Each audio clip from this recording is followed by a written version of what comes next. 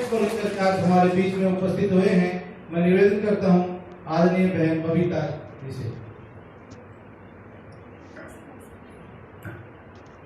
सबसे पहले तो बहुत ही आदर और सम्मान के आज हमारी बड़ी बहन दीदी माता समान आदरणीय दीदी कविता जी का संबोधन जो हमने सुना, इतने अच्छे विचार कि हम सब लोग अपने घर की, मुझे लगता है क्या दुख तकलीफ है भूल के यहाँ पे बैठ गए हैं। ऐसे लग रहा है कि बस सुनते रहें और बैठे बैठे ही सोते रहें।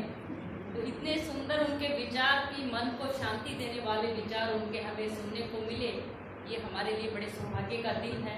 साथ में सुबोधना वसुधा दीदी और हमारे यहाँ की जोजू कला की पीडीसी की चेयरमैन, जिला पार्षद और जिला परिषद, सारे जिला पार्षद ना, तीनों जिला पार्षद, अरे महिला शक्ति, और आप सब बैठे, मेरी माता पिता तुल्य मेरे बुजुर्ग बैठे, सबसे पहले तुम सबको मैं सादर प्रणाम करती हूँ, नमन करती हूँ। ठीक है, आप लोगों के चरणों में ही आशीर्वाद लेते हुए हम आगे बढ़े हैं। आज जो कुछ भी है आप लोगों के आशीर्वाद की बदौलत है। लेकिन मैं दीदी का जब सुन रही थी संबोधन, तो वास्तव में मैं उन चीजों में भूल गई और मैं भी कहीं ना कहीं उन चीजों पे बिलीव करती हूँ जो दीदी ने बताया। और अपनी भाषा में आप लोगों से मैं बात करूँ, स्माइल देते हैं उसको कि बेटा हंस रहा, और जब वो गिड़गिड़ा के हंसता है तो अंदर से वो खुशी निकलती है, क्योंकि बच्चे की हंसी में कहीं भी छल कपट झूठ नहीं होता है।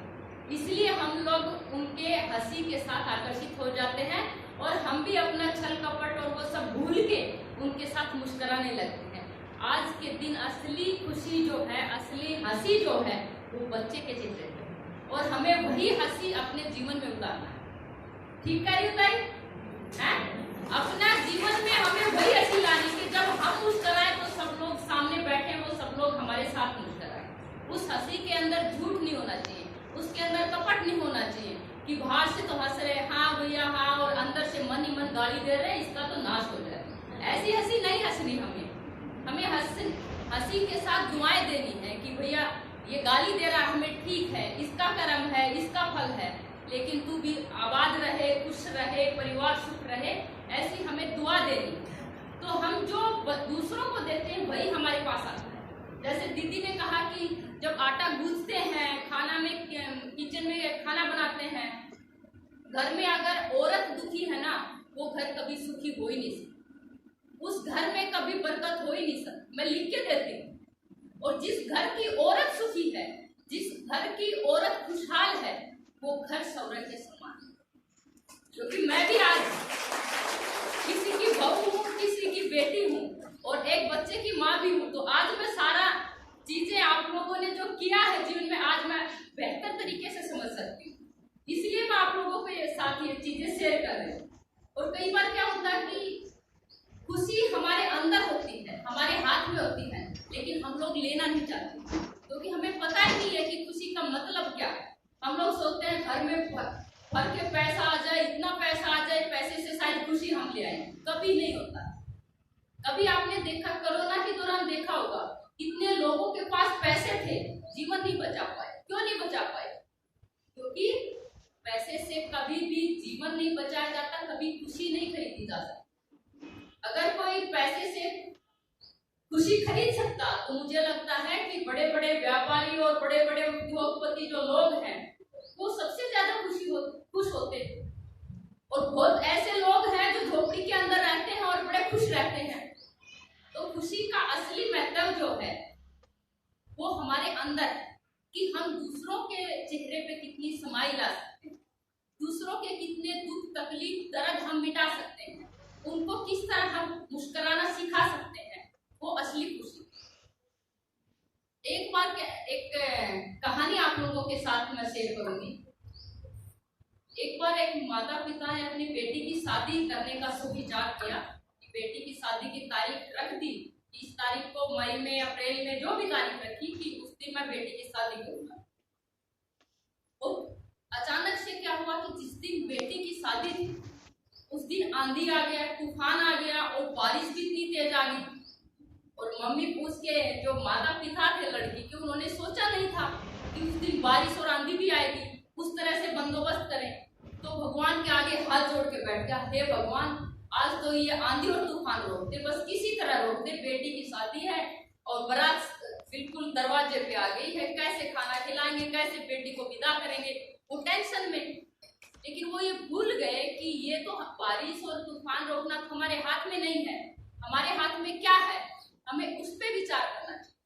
हमारे हाथ में था कि अब इस बारिश और आंधी तूफान ये तो रुकने वाला नहीं है, अब इसको बंदोबस्त कैसे करें, ले जाके वो खाना पीना अंदर रूम के अंदर भी रख सकते हैं, अंदर बैठा के जो भी एक रूम है या उधर अपने जो जैसे साल बोलते हैं, साल है उसमें खड़े करके उनको खाना खिला सकते हैं। वो बंदोबस्त करने की बजाय वो भगवान के आगे हाथ जोड़ के बैठा है। तो इसलिए ये चीज मैं इसलिए समझा रही हूँ आप लोगों को कि जो हमारे हाथ में नहीं है उसके लिए तो हम इतनी ताकत लगा रहे हैं, दुआएं कर रहे हैं, अच्छी है दुआएं देना, मांगना, भगवान के साथ संपर्क में रहना बहुत अच्छी बात है क्योंकि वो शक्ति देता है। लेकिन जो चीज हमारे हाथ में पहले उसको तो करके देख ले, क्या पता हमारी समस्या सोल्व हो जाए, और क्या पता भगवान भी यही चाहता हो कि आप लोग अंदर रख दें और आपकी समस्या सोल्व हो जाएगी। तो हमें ऐसा काम नहीं करना है। हमारे हाथ में जो है, जो खुशी हमारे हाथ में है, हमें उस खुशी को किसी तरह भी जाने नहीं देना, उस खुशी को अपने पास रखना है। खाना बनाए तो खाना खुशी के साथ खिलाना है। कई बार क्या होता है, घर में मेहमान आ जाते हैं, आएगा 4-5 साल के 2-3 दिन रुकेगा, खाना बनाना है, खा के चला जाएगा। तो इस टाइप से हमें नहीं सोचना है, खा के चला जाएगा, खा के भेजना है। कोई घर में मेहमान आए तो खुशी के साथ खाना खिलाना है, ताकि आपको 2 दुआएं देखे जाए कि भाई मैं उनके घर में, ताई के घर में गई थी और ताई ने इतना अच्छा खाना खिलाया, दूध दही घी नहीं है, दूध नहीं है, चटनी रोटी तो है। अगर उस आदमी को भूख लगी है, उसको ताई चटनी रोटी खवा देगी तो वो भी हलवे के समान है।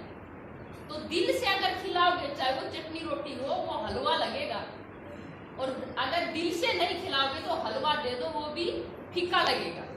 इसलिए हमें कोई भी काम करना है दिल के साथ और खुशी के साथ करना है। ठीक करें ताई है? तो आगे ऐसे हमें चुगलियां छोड़ के खुशी बांटनी है ना।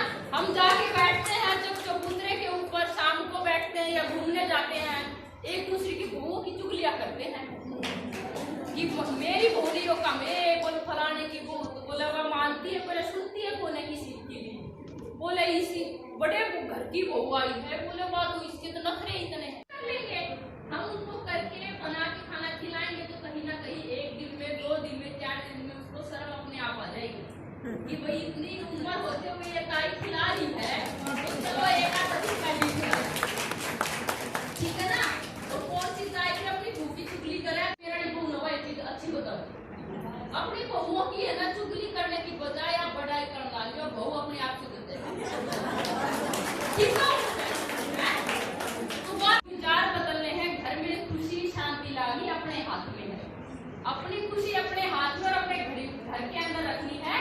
इसलिए ये सारी चीजें, टेंशन छोड़ के, कोई भी टेंशन आए घर के अंदर, कोई भी तकलीफ आए, उस परमात्मा को याद करना मत छोड़ना, क्योंकि भगवान भी चाहता है कि जब तकलीफ आती है तो याद कर लेते हैं, और जब खुशी आती है तो उनको याद नहीं करते। तो भगवान भी चाहते हैं कि बगैर तकलीफ के भी आप उनको जाके याद करें, और उनसे जब भी कोई तकलीफ हो, बहू के आगे चिल्लाने की बजाय, बहू के ऊपर गुस्सा निकालने की बजाय भगवान के पास जाके बैठ जाओ और उनको तकलीफ बता दो और उनके ऊपर छोड़ के आप, भगवान अब तू ही संभालेगा, मेरे तो बस की बात नहीं है। और आपको भी नहीं पता चलेगा वो कैसे संभालेंगे, आप भी नहीं सोच सकते, वो इस तरह संभाल के आपको इतनी अच्छी चीज करके दे देंगे। तो ये खुशियां आप बांटिए, आगे बढ़िए, और हम जैसे बच्चों को आप अपना आशीर्वाद देते जाइए, ताकि हम भी आगे बढ़ते जाए आप लोगों के आशीर्वाद। बहुत बहुत धन्यवाद, बहुत बहुत आभार। आप माता पिता, आप लोगों का इतना सम्मान प्यार मुझे मिला है, क्योंकि आज जो कुछ भी हूँ आप लोगों की बदौलत, आप लोगों के गोदी में खेली हूँ, और आप लोगों के साथ यहीं पे दंगल में खेल के पली बड़ी हूँ, और यहीं इसी जोजो कला के अंदर ही मैं स्कूल में, मैं 6th क्लास में आई थी, गवर्नमेंट गर्ल्स स्कूल में, सरकारी स्कूल में हम पढ़े हैं, 12वीं तक हिंदी में हम पढ़े, उसके बाद हम वंशिला यूनिवर्सिटी में पढ़े। तो ये तो मेरी जन्मभूमि, कर्म भूमि और आशीर्वाद की भूमि, हर तरह की मैं कहूँ तो मुझे लगता है कम होगा। आपका बहुत बहुत धन्यवाद, बहुत बहुत आभार। Thank you. इस स्पोर्ट्स मीट की कॉन्फ्रेंस के लिए आपको स्पेशल निमंत्रण है, आप उसमें बतौर गेस्ट, क्योंकि आज से शायद 5-6 साल पहले अंकल जी गए थे और मम्मी जी भी गए थे आपके उसमें, और अब आपका विशेष रूप से माउंट आबू से आज उनको पता चला तो निमंत्रण भेजा है।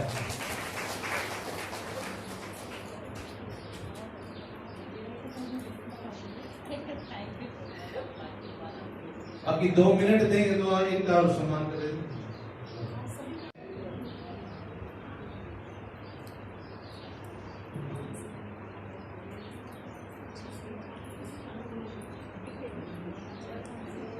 आदरणीय दीदी जी सविता बहन जी,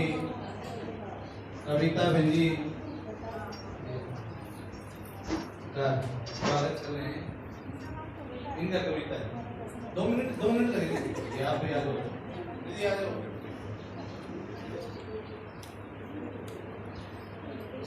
सभी आ जाएंगे।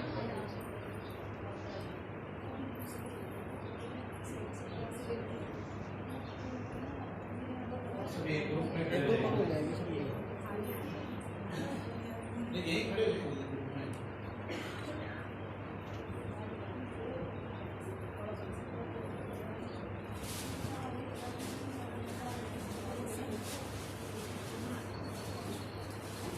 अपना चित्र को सामने कर लेंगे।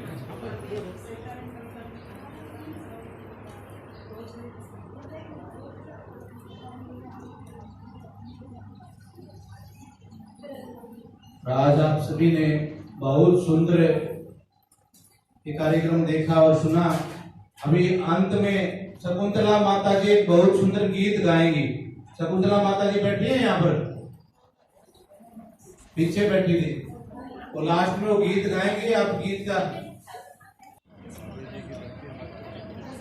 चंडीगढ़ कॉन्टेक्ट करेंगे, वहाँ मिलेंगे, वहाँ भी माउंट आबू का बनाना।